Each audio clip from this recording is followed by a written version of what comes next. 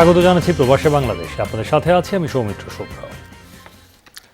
গত এক মাস ধরে পাল্টা হামলায় উত্তপ্ত লেবানন ইসরায়েল সীমান্ত।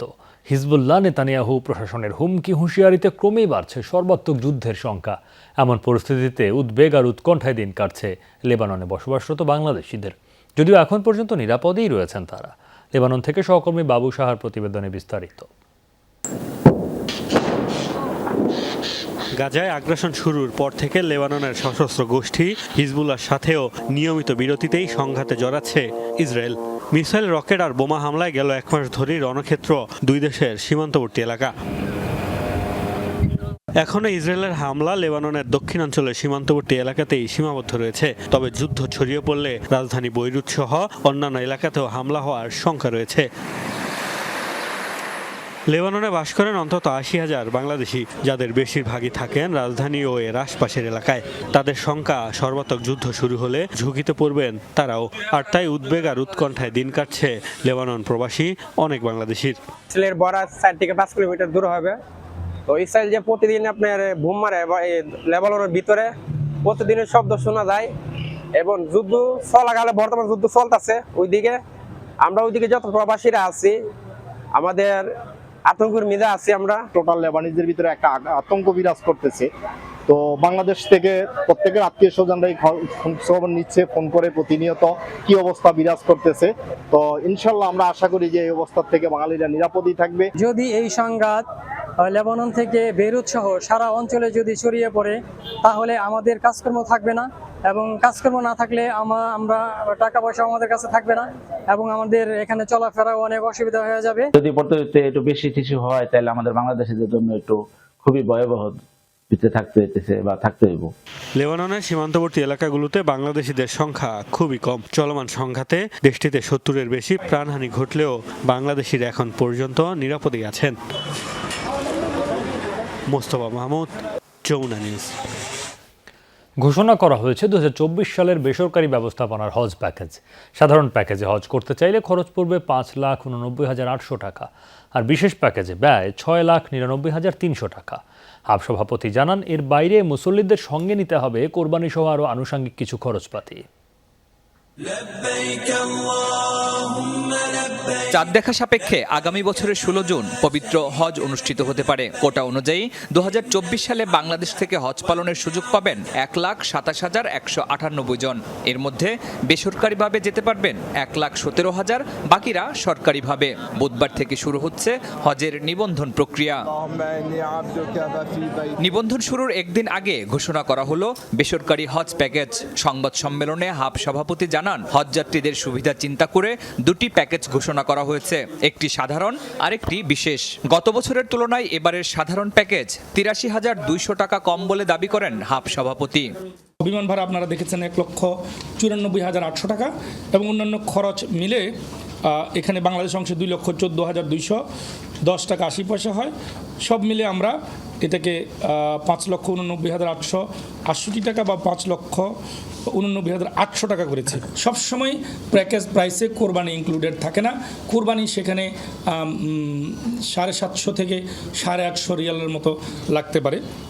জানান, সৌদি রিয়ালের দাম ৩১ টাকা ধরে হজ প্যাকেজ নির্ধারণ করেছে হাব। বিমান ভাড়া কমাতে হাবের পক্ষ থেকে লিখিতভাবে আবেদন করা হয়েছে প্রধানমন্ত্রীর কাছে। গত ৫ই নভেম্বর আমরা পত্র প্রেরণ করেছি হজযাত্রীদের বিমান ভাড়া কমানোর জন্য। সেই ক্ষেত্রে আমরা এখনও অপেক্ষা করছি যে বিমান ভাড়া আরও কমবে। যদি যেটা কমবে সেটা এই প্যাকেজের সাথে সমন্বয় করে প্যাকেজের মূল্য কমানো হবে। প্যাকেজের স্থায়িত্ব হবে ৩০ থেকে ৪৮ দিন। সাধারণ প্যাকেজে মক্কা থেকে সর্বোচ্চ দূরত্ব হবে ২৫০০ মিটার আর মদিনা থেকে ১৫০০। তবে মিনা, আরাফা আর মুজদালিফার সব সেবা প্রদানের দায়িত্ব থাকে সৌদি সরকারের। সেক্ষেত্রে সবকিছু নিজের মতো করে পাওয়া খুব কঠিন। সেজন্য মানসিক প্রস্তুতির পাশাপাশি রাখতে হবে বাড়তি কিছু অর্থ আর জরুরি ওষুধপত্র। সারা বিশ্বের মুসলমানদের জন্য একই অবস্থা থাকে সেখানে।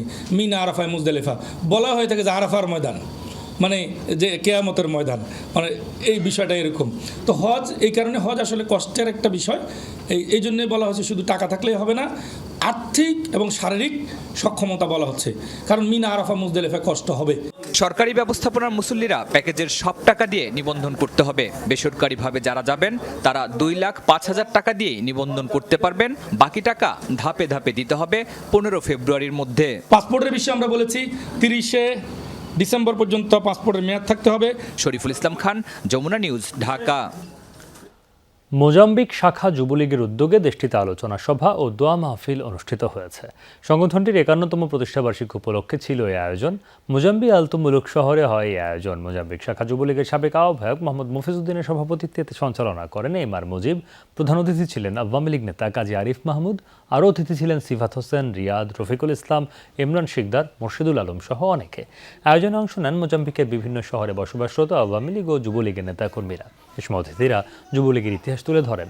এছাড়া নৌকার বিজয় নিশ্চিতে সবাইকে আগামী জাতীয় সংসদ নির্বাচনে ঐক্যবদ্ধ হয়ে কাজ করার আহ্বান জানান। দুর্নীতিগ্রস্ত কোনো কর্মকর্তা কর্মচারী বিমান বাংলাদেশ এয়ারলাইন্সে থাকবে না বলে ঘোষণা দিয়েছেন সংস্থাটির ব্যবস্থাপনা পরিচালক ও প্রধান নির্বাহী শফিউল আজিম। বিমান সিকিউরিটি সপ্তাহে নতুন লোগো উন্মোচন করে এই ঘোষণা দেন তিনি। সংস্থাটির দাবি, যাত্রী ও তাদের মালামালের নিরাপত্তায় বিমান বাংলাদেশ হবে নাম্বার 1 এয়ারলাইন্স। দুর্নীতিগ্রস্তদের সিন্ডিকেটের বিষয় স্বীকার করে তাদের বিরুদ্ধে কড়াকড়ি ব্যবস্থা নেওয়ার কথা জানান বিমান এমডি। শাহজালাল আন্তর্জাতিক বিমানবন্দরে পাগলপ্রায় অবস্থা এই প্রবাসী বাংলাদেশির। সিঙ্গাপুর থেকে বাংলাদেশ বিমানের ফ্লাইটে আসা ওই যাত্রীর অভিযোগ ছিল তার হাত থেকে স্বর্ণালংকার রেখে দিয়েছে কর্মীরা। 4 সপ্তাহ হচ্ছে শিশির সরকারের অভিযোগের সুরাহা হয়নি এখনো।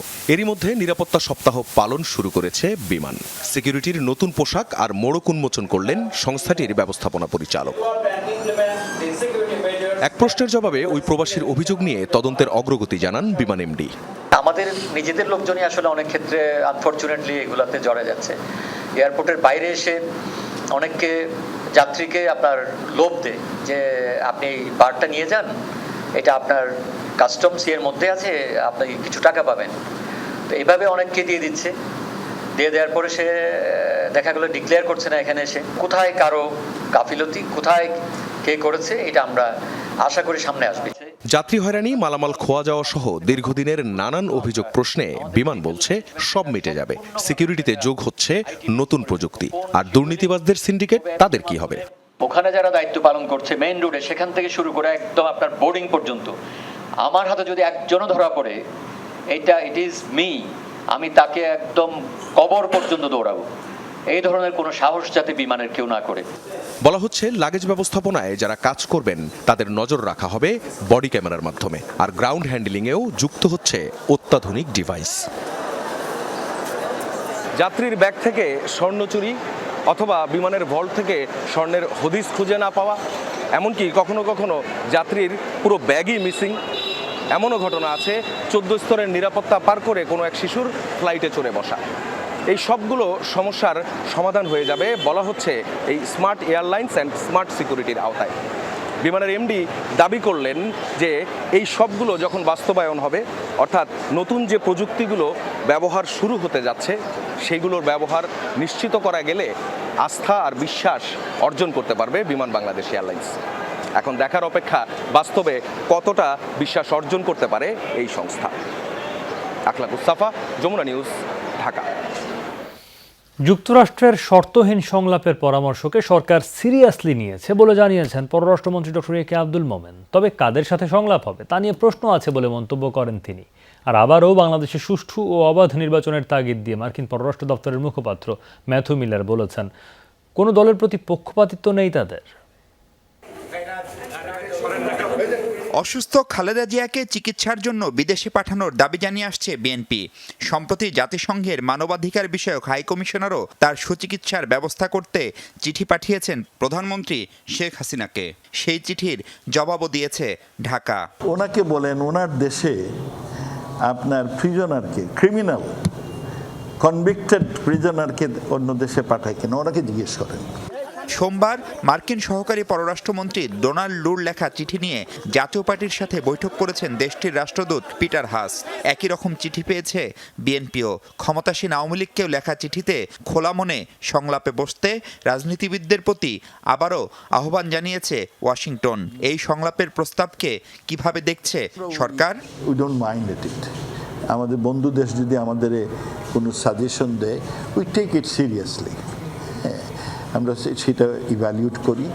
যদি মনে করা যায় দেশের মঙ্গলের জন্য, উই অ্যাকসেপ্ট ইট। বিদেশিরা বললো তোমার ডিএসএতে অ্যাবিউজ হচ্ছে, সো উই অ্যাকসেপ্টেড ইট। আমরা ভেরি প্র্যাগমেটিক কান্ট্রি, খুব বাস্তববাদী সরকার। আমাদের সংলাপ টংলাপে আপত্তি নাই, কিন্তু কার সাথে করবেন সে সম্পর্কে আমাদের নিশ্চয়ই প্রশ্ন আছে। এদিকে সোমবার নিয়মিত ব্রিফিংয়ে আবারও আসন্ন নির্বাচন নিয়ে নিজেদের অবস্থান স্পষ্ট করেছে মার্কিন পররাষ্ট্র দপ্তর। মুখপাত্র বলেন, শুধু অবাধ ও সুষ্ঠু নির্বাচন দেখতে চায় তার দেশ।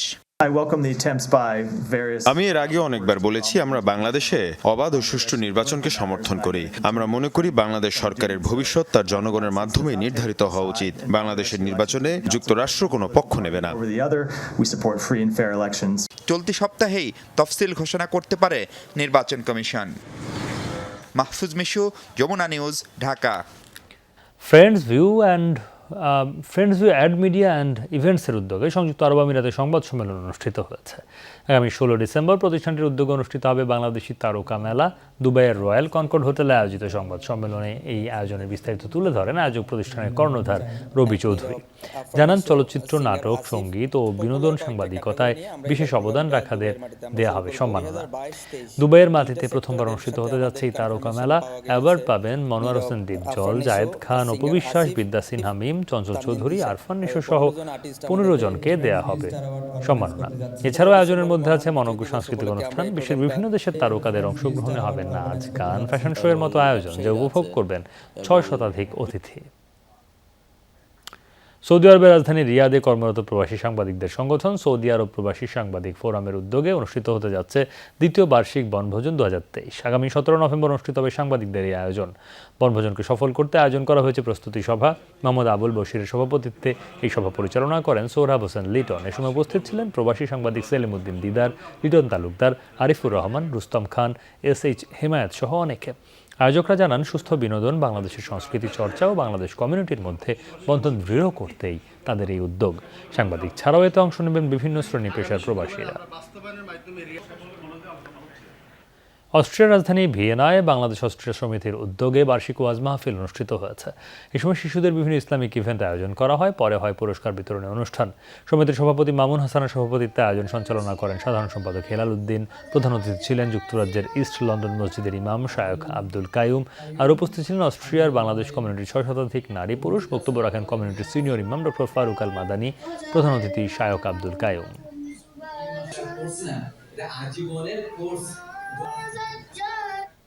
এই ছিল প্রবাসে বাংলাদেশে। এতক্ষণ সাথে থাকার জন্য ধন্যবাদ।